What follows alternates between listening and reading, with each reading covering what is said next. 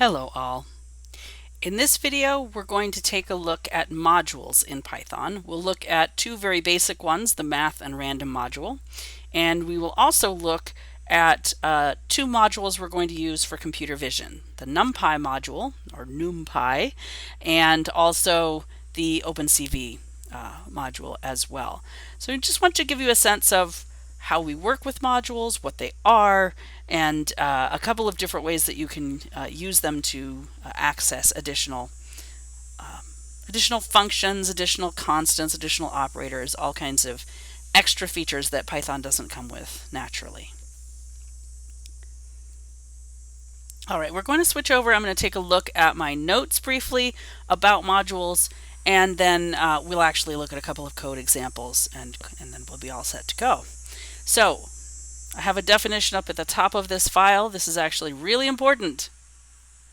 A module is just a Python code file. Any Python code file can be treated as a module, and it can be loaded into another code file and used. So inside a module, we have all the things that you can put into your own files. We have global variables, we have data representations, we might have constants, we have functions. We haven't gotten around to defining our own functions yet, but we will soon enough, and so functions can go in modules as well. The purpose of a module, the ones that we typically use, is to provide a set of tools that are not part of Python by default. There are quite a significant number of modules that are a part of Python. They come with the interpreter when you get it. And math and random are two examples of those. But then there are literally thousands of additional modules that you might possibly want to use, some of which you have to install separately. So just here I have a couple of notes about the four modules we're looking at today. The math module provides basic mathematical tools. They're things we don't need every day, but they're things that almost any programmer might need at some point, so they are provided for us. The math module in this case contains a definition of some mathematical constants, pi and e, and it also has functions that compute exponents and square roots, logarithms, trigonometry operations, sine, cosine, tangent, arctangent, other similar sorts of basic mathematical tools. So we import the math module when we need just a bit more than comes with Python's basic interpreter. The random module allows us to generate random values, which is very useful. There are a lot of tools in the random module. We are going to look at just a few, but they basically include random number generators that we need to make our programs do things that are random or pseudo-random. So there are functions for generating pseudo-random numbers, integers and floating point, and we'll look at those. There's a function for choosing a random element from a list, and there are also functions for, say, shuffling the contents of a list. If you need a different probability distribution that you want to draw random values from, there are actually tools for doing that, but we're not really going to use those very much. The last two modules we'll use for computer vision. So some people call this module NumPy, because that's what it looks like. I call it NumPy. Some people say NumPy because it's short for numerical Python. This module was generated long ago by people doing scientific computation. They wanted really, really efficient ways to represent vectors and matrices that we use in mathematics, and optimized implementation of operations on those vectors and matrices, and that's what NumPy provides to us. It is used as the underlying representation for images, and we'll learn more about that in a future video. OpenCV is the last module that we're going to look at. This is a very large module. We import it with the name CV2, and it contains all of the different functions and algorithms and data types we need to do computer vision. All right, so the last thing I want to do, I have a lot of text here that you ought to look at for sure. There are three main ways that you can import modules. So what we do is at the very top of the file, we add this statement called an import statement, and it tells the program what additional code files we want to use. You can put them anywhere in a Python file, but by default, the standard is that they go at the very top. So import math, this is the standard approach for accessing the math module. And if you look at the notes I have here, it says it creates a math module object, or it creates an module object called math. And I'll talk a little bit more about this when we get into the code examples. But this is the typical way that we import a module. In order to access anything that's inside that module, we're going to have to tell the computer, tell Python, the name of the module and then the item that we want to access. And I'll show you what that looks like in a moment. Sometimes you will also see an import statement like line 2 here, import NumPy as NP. That's actually the most common way to import the NumPy module. And this is a way of saying, yeah, I want to import this module, but its name is too awkward or long. I would like to call it this instead. This also would allow you, for instance, if you had two different modules that happened to have the same name, you could import them both by renaming one of them in the process. So this is just a renaming import statement. We import the NumPy module, but inside the program for now, we will call it NP instead. You can also use this from notation, from math import. So if you don't need all of a module, you're only going to use a few tools out of it, you can import them straight into your own global environment. And so they go into the same namespace as your own variables. You can list the things that you want to import. So I could say from math import pi and square root, and then those are the only two things I can access, but I don't have to say math.py to access them. I can just use them as regular variables. And the last line is also something you can do, but I don't recommend it. From CV2 import star takes everything that's in the OpenCV module and it just tosses it all into your global namespace, your global environment. That means all of the things that are defined in OpenCV are automatically going to overwrite anything that's defined by you, or you could potentially overwrite things that are imported from the module. This is a risky thing to do. Certain modules are often imported this way, but generally speaking, while you can do this, I encourage you not to. You notice it's the same kind of command as the previous line, except instead of listing a specific function or constant, we put a star. And the star means everything that you could possibly import.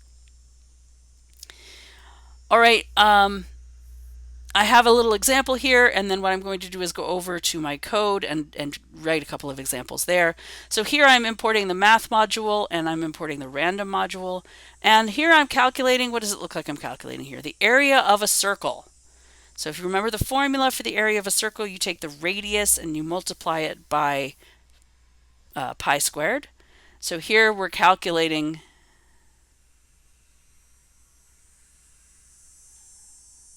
that's not right. This formula is wrong, but whatever, we're just calculating something. We're taking math.pi and we're squaring it and we're multiplying by 25. We should be doing it the other way around. It should be pi times area squared. I will fix that so that when you look at this reading later, it will be correct. But this shows you how you reference something that's inside a module that's been imported. You say the name of the module, you put a period, a dot, and then you put the name of the thing that you want to access. Down here I have some examples where I'm calling the random function that is inside the random module. So I say random.random. Let's take a look at these live. Maybe I'll redo these examples so that they actually work correctly. So I'm going to make this bigger. No, not that way. There we go. I just wanted this a little bit bigger for us so it's easier to see. So I'm importing the math module, I'm importing random. If you notice in PyCharm these are gray, that's because I haven't used them yet. As soon as you use them, they mark them as actually being in use.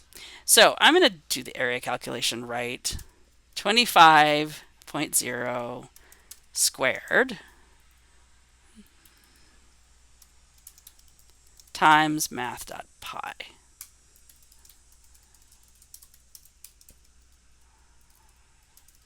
Okay, so this is, again, how you can reference math.pi. If I wanted to compute the square root of something,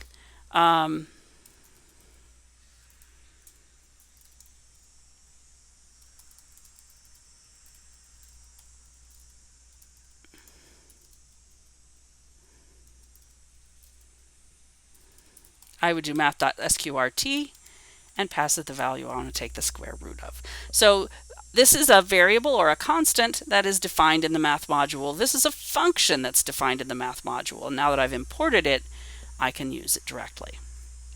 So there are a number of nice things in the math module. You will explore those in our activities. What I want to focus on next is the random module because it has some really cool features. And I want to make sure that you see those features. So again, if I want to access a function that's inside the random module, I have to give the name of the module. That's this part. Then a dot, and then the name of the function. It just so happens that in the random module there is a function also called random. So we say random.random, and this always a random value between 0 and 1. So we get a floating point value. It's between 0 and 1. So what I'm going to do is just run this code. This is module stuff. This is a new one. I want to run it.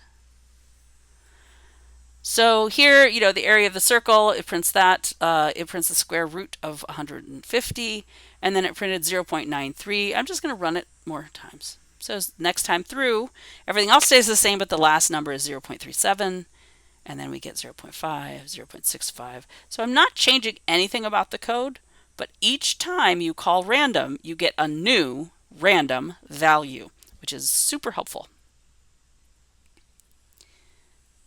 And it'll just be between 0 and 1. That's great if you want floating point values, but if you want integers, this isn't so helpful. But there are two functions that you can use for random integers.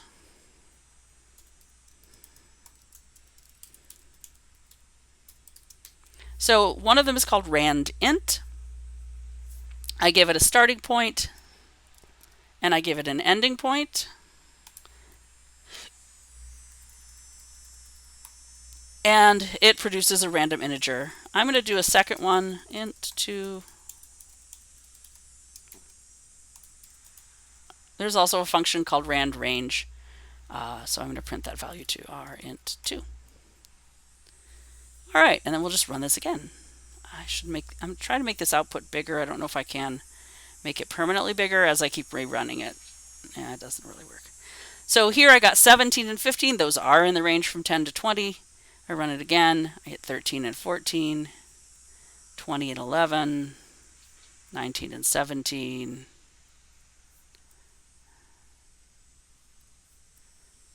I could run this many, many, many times, and I could count up how many times the different values come out, and it should be basically all of them. The difference between randint and randrange is how it handles that second number.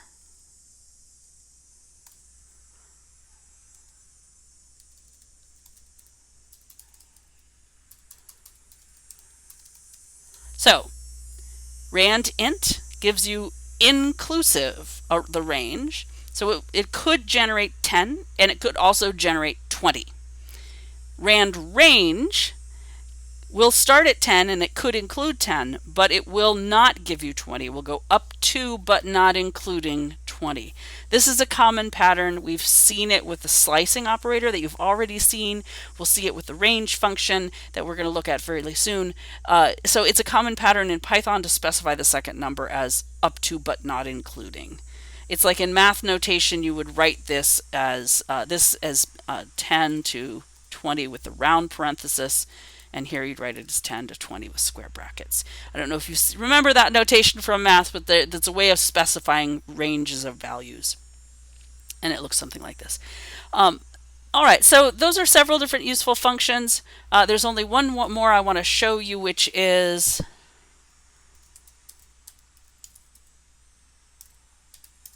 random.choice. If I give it a list, so I'll just give it a list of values, A through E. Oh, I should print the value or it doesn't do much good. Print rlm.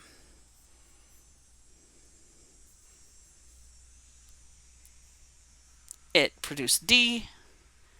Run it again, it produces C. So I'm getting a random element from the list each time I call random.choice.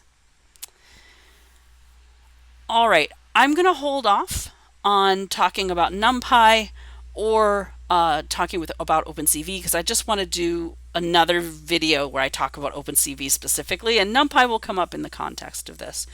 What I hope you've seen here is how we import modules using the import statement and how we reference things that are in those modules inside the code once we've done the import. So modules are very important. We're going to use a lot of them over the course of the semester, probably 5, 6, 7, 10 of the built-in default modules, but then also multiple add-on modules. And as you'll learn, you can write your own modules as well. I'm going to stop there. I will see you very soon.